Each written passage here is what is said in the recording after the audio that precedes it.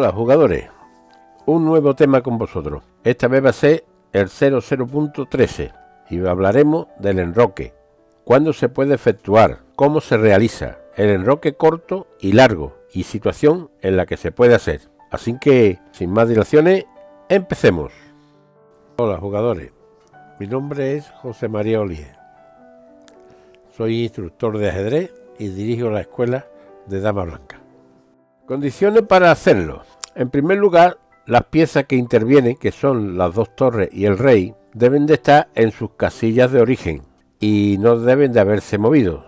El enroque solo se hace una sola vez por partida y se hace con una de las dos torres, y a pesar que se mueven dos piezas, se es considerado como si fuese un solo movimiento.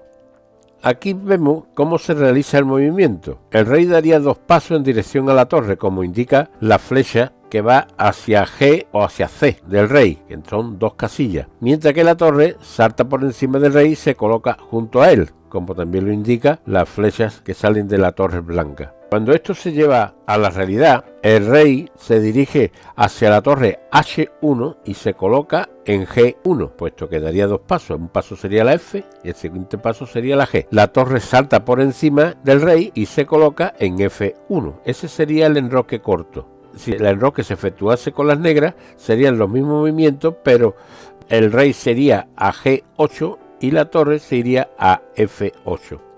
Veamos ahora cómo se realiza el enroque largo. Ahí lo vemos con la blanca nuevamente. El rey se dirige hacia la torre de A1 y se coloca en C1, que serían los dos pasos. La torre salta por encima del rey y se coloca en D1. Este es el enroque largo. Jugando con negra, el rey iría a C8 y la torre a D8. ¿Cuándo se puede hacer? Porque el enroque no se puede hacer siempre ni cuando se quiera. Existen unas condiciones previas. La primera condición es que la torre con la que se vaya a enrocar y el mismo rey tienen que estar en su casilla de origen y no haber sido movidos en ningún momento de la partida. En segundo lugar, las casillas libres entre ellas, es decir, entre el rey y la torre no puede haber piezas alguna, tiene que estar diáfano, de manera que se sobreentiende que no tiene impedimento ni tiene que saltar por encima de ninguna pieza, ni el rey ni la torre. La tercera condición sería que el rey no esté en jaque. Por ejemplo, el rey negro está sufriendo un jaque por el alfil, por lo tanto, antes de enrocarse tendría que evitar ese jaque, o bien tapando o bien capturando el alfil.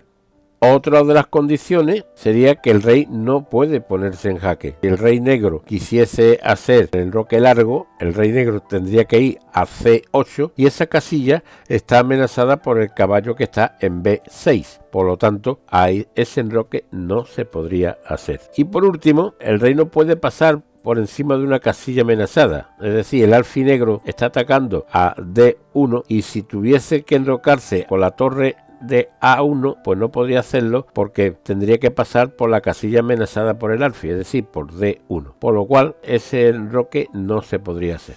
Bueno, pues ya conocéis el enroque, las condiciones para hacerlo, cómo se hace, la dinámica de cómo se hace, lo que es el enroque corto y lo que es el enroque largo y en qué condiciones se puede hacer. Este movimiento es interesante que lo practiquéis para que cojáis práctica. Tenéis que tener en cuenta de que los dos movimientos del rey y el salto de la torre hay que hacerlo muy claramente porque cuando se juegue torneo físico, esa sería una de las condiciones que el árbitro podía rechazar el movimiento. O sea, ni se puede utilizar las dos manos, ni se puede mover primero la torre y después el rey, sino tiene que ser rey dos pasos y por encima salta la torre.